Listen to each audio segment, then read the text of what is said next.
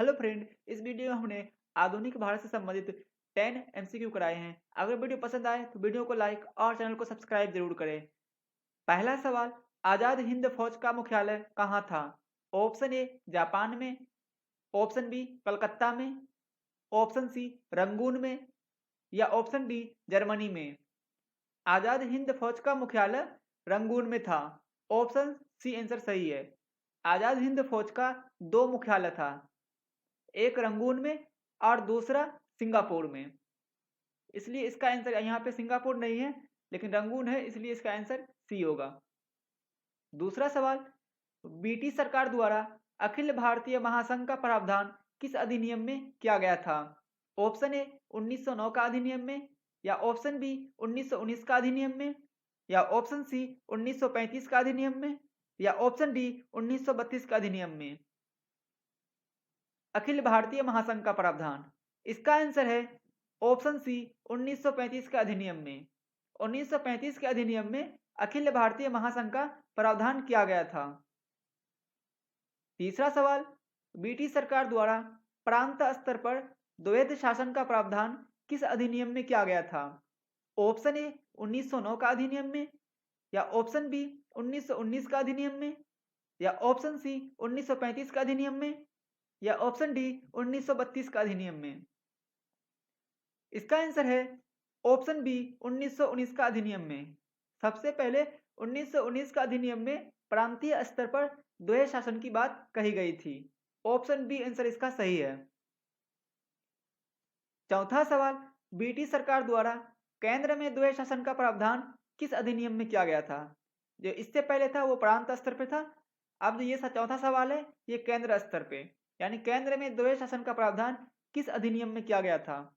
Option A 1909 का अधिनियम में, या ऑप्शन बी 1919 का अधिनियम में, या ऑप्शन सी 1935 का अधिनियम में, या ऑप्शन डी 1932 का अधिनियम में। इसका आंसर है ऑप्शन सी 1935 का अधिनियम में। केंद्र में द्वैध शासन का प्रावधान 1935 के अधिनियम में किया गया था। ऑप्शन सी आंसर इसका सही है। पांचवा सवाल, किस अधिनियम द्वारा ब्रिटिश सरकार ने प्रांतीय स्तर के द्वैध शासन को समाप्त कर दिया था?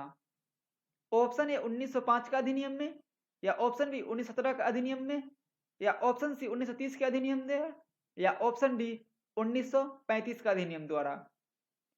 तो इसका आंसर है ऑप्शन डी 1935 के अधिनियम। 1935 के अधिनियम द्वारा जो प्रांतीय स्तर पर द्वैध शासन का प्रावधान था उसे समाप्त कर दिया गया।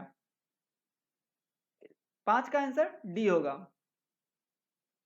छठा सवाल, 1937 के चुनाव में बंगाल में किस पार्टी ने सरकार बनाई थी?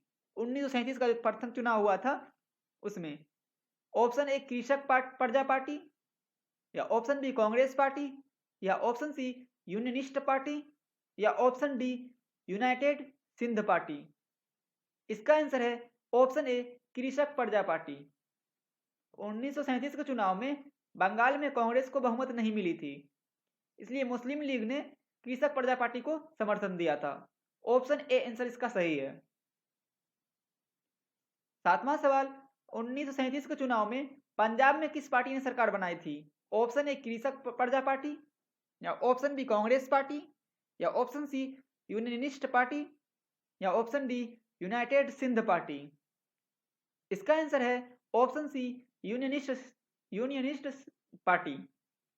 पंजाब में यूनियनिस्ट पार्टी ने सरकार बनाई थी 1937 के चुनाव में, और बंगाल में कृषक प्रजा पार्टी ने।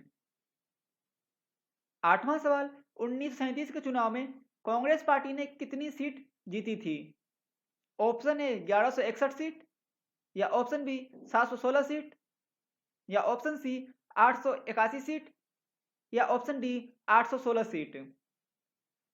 इसका आंसर है ऑप्शन बी 716 सीट। 1937 के चुनाव में कांग्रेस पार्टी ने 716 सीट जीता था, और इन्होंने अपना उम्मीदवार जो है 1161 उम्मीदवार खड़ा किया था, लेकिन इसमें से केवल 716 जीते थे। ऑप्शन बी आंसर इसका सही है।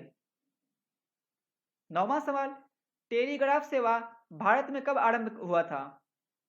ऑप्शन ए 1854 में, ऑप्शन बी 1850 में, ऑप्शन सी 1870 में, या ऑप्शन डी 1885 में। इसका आंसर है ऑप्शन ए 1854 में। भारत में टेलीग्राफ सेवा 1854 में शुरू हुआ था और भारत में रेलवे सेवा 1853 में। 10वां सवाल, भारत में प्रथम बार टेलीग्राफ की शुरुआत किसके बीच हुई थी? ऑप्शन ए मुंबई डायमंड हार्बर, या ऑप्शन बी मुंबई से पूना, या ऑप्शन सी कलकत्ता मुंबई के बीच, या ऑप्शन डी दिल्ली कलकत्ता के बीच। तो भारत में प्रथम बार टेलीग्राफ की शुरुआत मुंबई और डायमंड हार्बर के बीच हुआ था। ऑप्शन ए आंसर इसका सही है। दोस्तों, ये मोस्ट इंपोर्टेंट आधुनिक भारत से संबंधित 10 MCQ था। अगर वीडियो पसंद आया तो वीडियो को लाइक और चैनल को सब्सक्राइब जरूर करें, ताकि जब भी हम कोई वीडियो अपलोड करें तो नोटिफिकेशन आप तक पहले पहुंचेगा। Thank you.